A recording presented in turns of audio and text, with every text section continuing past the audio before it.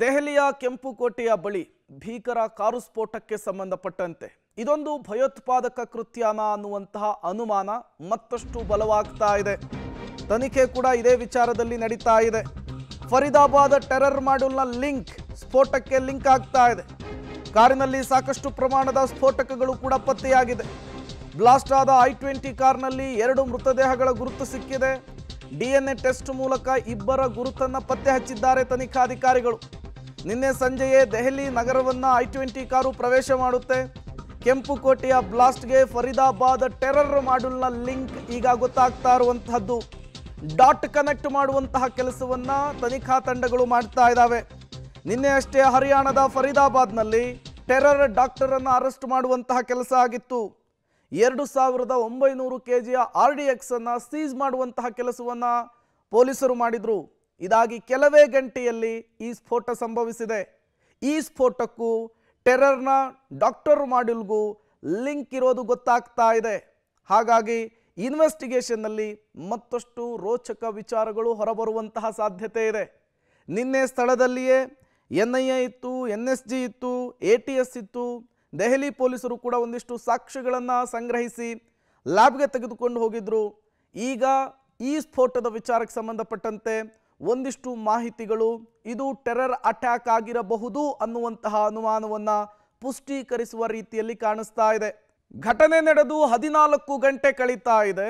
ದೆಹಲಿಯ car blast ಪ್ರಕರಣಕ್ಕೆ ಸಂಬಂಧಪಟ್ಟಂತೆ ಇನ್ವೆಸ್ಟಿಗೇಷನ್ ಚುರುಕುಗೊಂಡಿದೆ. ಇದೇ ಕಾರ್ ಬ್ಲಾಸ್ಟ್ ಪ್ರಕರಣಕ್ಕೆ ಸಂಬಂಧಪಟ್ಟಂತೆ ಸ್ಫೋಟದ ಹಿಂದಿದೆಯ ಉಗ್ರರ ಕೈವಾಡ ಅನ್ನುವಂತಹ ಅನುಮಾನ ದಟ್ಟವಾಗ್ತಾ ಇದೆ.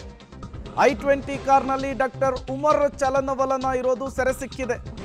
ಪುಲ್ವಾಮಾ ದಾಳಿಯ ವೇಳೆ ಬಳಸಿದಂತಹ ಸ್ಫೋಟಕಗಳೇ ಡೆಲ್ಲಿ ಸ್ಫೋಟದಲ್ಲೂ ಕೂಡ ಪತ್ತೆಯಾಗಿದೆ. ಮಿನಿ ವ್ಯಾನ್ನಲ್ಲಿ ಪತ್ತೆಯಾಗಿದ್ದಂತಹ ಭಾರೀ ಪ್ರಮಾಣದ ಸ್ಫೋಟಕ ಕೆಂಪುಕೋಟೆಯ ಬಳಿ ಸ್ಫೋಟವಾಗ್ತಿದ್ದಂತೆ ವ್ಯಾನ್ ಮಾಲೀಕ ಎಸ್ಕೇಪ್. ಮಿನಿ ವ್ಯಾನ್ ಮಾಲೀಕನಿಗಾಗಿ ಪೊಲೀಸರು ತೀವ್ರ ಹುಡುಕಾಟವನ್ನು ನಡೆಸ್ತಿದ್ದಾರೆ ಅನ್ನೋದು ಗೊತ್ತಾಗ್ತಾ ಇದೆ. ಹಾಗಾಗಿ ಇನ್ವೆಸ್ಟಿಗೇಷನ್ ಈಗ ಮತ್ತಷ್ಟು ಚುರುಕುಗೊಂಡಿರುವಂಥದ್ದು.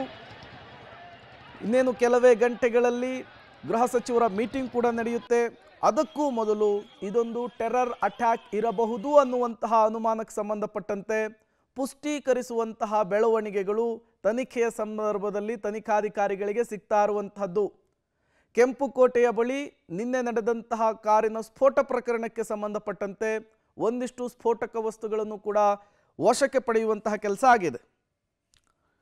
ಮತ್ತಷ್ಟು ಡೀಟೇಲ್ಸ್ ಅನ್ನು ಕೊಡ್ತಾರೆ ನಮ್ಮ ಪ್ರತಿನಿಧಿ ಶಬೀರ್, ನೇರ ಸಂಪರ್ಕದಲ್ಲಿ ಜಾಯಿನ್ ಆಗಿದ್ದಾರೆ. ಶಬೀರ್, ಘಟನೆ ನಡೆದು 13-14 ಗಂಟೆ ಆಗ್ತಾ ಇದೆ. ಆ ಸ್ಪಾಟ್ ಅನ್ನು ಗಮನಿಸ್ತಾ ಇದ್ರೆ, ಅದರ ತೀವ್ರತೆಯನ್ನು ಗಮನಿಸ್ತಾ ಇದ್ರೆ ಇದೊಂದು ಭಯೋತ್ಪಾದಕ ಕೃತ್ಯವಿರಬಹುದು ಅನ್ನುವಂತಹ ಅನುಮಾನ ದಟ್ಟವಾಗಿತ್ತು. ಈಗ ಅದಕ್ಕೆ ಪುಷ್ಟೀಕರಿಸುವಂತಹ ಬೆಳವಣಿಗೆಗಳು ತನಿಖೆಯಿಂದ ಹೊರಬೀಳ್ತಾ ಇದೆ. ಏನು ಬೆಳವಣಿಗೆಗಳಾಗ್ತಾ ಇದೆ, ಯಾವ ಆ್ಯಂಗಲ್ನಲ್ಲಿ ಈಗ ಇನ್ವೆಸ್ಟಿಗೇಷನ್ಸ್ ಆಗ್ತಾ ಇದೆ ಅಂತ ಹೇಳಿ ಶಬೀರ್? ಪ್ರೇಮ್, ನೋಡಿ, ಆ ಭಯೋತ್ಪಾದಕ ಆ್ಯಂಗಲ್ನಲ್ಲಿ ಇದನ್ನು ಮೇಜರ್ ಆಗಿ ನೋಡಲಾಗ್ತಾ ಇರುವಂಥದ್ದು. ದೆಹಲಿಯಲ್ಲಿ ಆಗಿರುವಂಥ ಸ್ಫೋಟವನ್ನು ಈಗ ತನಿಖಾ ಏಜೆನ್ಸಿಗಳು ಕೂಡ ಬಹಳಷ್ಟು ಗಂಭೀರವಾಗಿ ತೆಗೆದುಕೊಂಡಿದ್ದಾವೆ. ಇದನ್ನು ಪತ್ತೆ ಹಚ್ಚುವಂಥ ಕೆಲಸವನ್ನು ಅಥವಾ ಇದರ ಹಿಂದಿನ ಕಾರಣವನ್ನು ಹುಡುಕುವಂಥ ಕೆಲಸಗಳು ಕೂಡ ಆಗ್ತಾ ಇದ್ದಾವೆ.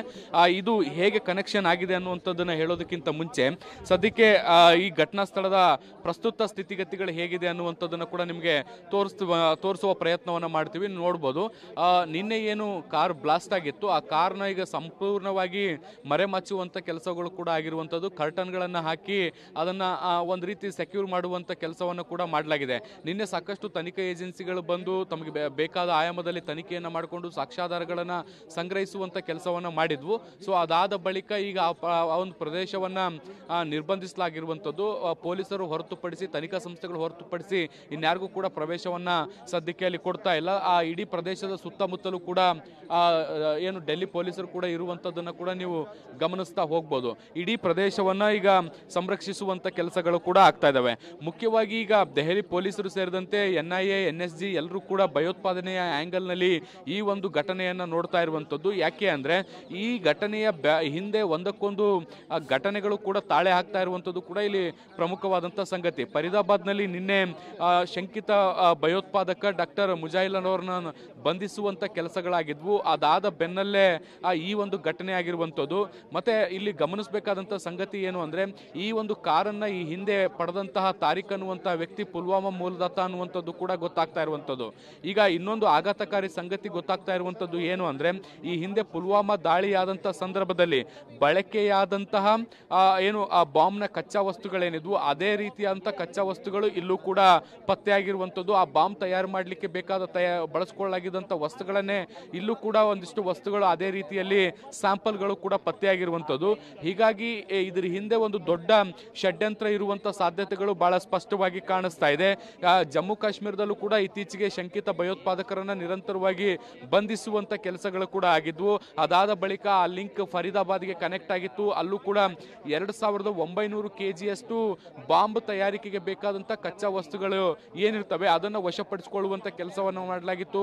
AK-56 ಗನ್ ಅನ್ನು ಕೂಡ ವಶಪಡಿಸಿಕೊಳ್ಳುವಂತ ಕೆಲಸಗಳು ಕೂಡ ಆಗಿದ್ವು. ಸೊ ಆ ಘಟನೆಯ ಬೆನ್ನಲ್ಲೇ ಈಗ ಏನು ದೆಹಲಿಯಲ್ಲಿ ದಾಳಿ ಆಗಿರುವಂಥದ್ದು ಒಂದಕ್ಕೊಂದು ಮ್ಯಾಚ್ ಆಗ್ತಾ ಇರುವಂಥದ್ದು. ಮುಖ್ಯವಾಗಿ ಮೊಹಮ್ಮದ್ ಉಮರ್ ಅನ್ನುವಂತಹ ವ್ಯಕ್ತಿ ಈ ಒಂದು ಕಾರ್ನಲ್ಲಿ ಕಾಣಿಸ್ಕೊಂಡಿರುವಂಥದ್ದು. ಸೊ ಈತ ಭಯೋತ್ಪಾದಕ ಸಂಘಟನೆಗಳ ಜೊತೆಗೆ ನಂಟನ್ನ ಹೊಂದಿದ್ದ. ಸೊ ಹೀಗಾಗಿ ಈ ಒಂದು ಘಟನೆಯ ಹಿಂದೆ ಭಯೋತ್ಪಾದಕರ ಷಡ್ಯಂತ್ರ ಇರುವಂಥದ್ದು ಅಥವಾ ಆ ಶಂಕೆ ಇರುವಂಥದ್ದು ಬಹಳ ಸ್ಪಷ್ಟವಾಗಿ ಕಾಣಿಸ್ತಾ ಇದೆ.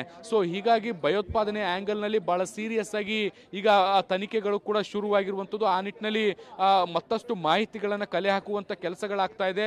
ದೆಹಲಿ ಪೊಲೀಸರು ಫರೀದಾಬಾದ್ ಮತ್ತೆ ಜಮ್ಮು ಕಾಶ್ಮೀರ ಪೊಲೀಸರ ಜೊತೆಗೆ ನಿರಂತರ ಸಂಪರ್ಕ ಸಾಧಿಸ್ತಾ ಇದ್ದಾರೆ. ಮತ್ತೆ ಪುಲ್ವಾಮಾ ದಾಳಿ ಏನಾಯ್ತು ಆ ದಾಳಿಗೆ ಸಂಬಂಧಪಟ್ಟಂತ ಮಾಹಿತಿಯನ್ನು ಕೂಡ ತರಿಸ್ಕೊಳ್ತಾ ಇದ್ದಾರೆ. ಸೊ ಈ ಎಲ್ಲ ಮಾಹಿತಿಗಳನ್ನ ಒಂದಕ್ಕೊಂದು ತಾಳೆ ಹಾಕಿ ಅಂತಿಮವಾಗಿ ಒಂದು ಕನ್ಕ್ಲೂಷನ್ಗೆ ಬರುವಂತ ಪ್ರಯತ್ನಗಳು ಕೂಡ ಈಗ ಸದ್ಯಕ್ಕೆ ನಡೀತಾ ಇದೆ. ಪ್ರೇಮ್. ಓಕೆ ಶಬೀರ್, ಹಾಗೆ ಸಂಪರ್ಕದಲ್ಲಿರಿ, ಮತ್ತಷ್ಟು ಡೀಟೇಲ್ಸ್ ನಿಮ್ಮಿಂದ ಪಡಿತಾ ಹೋಗ್ತೀನಿ.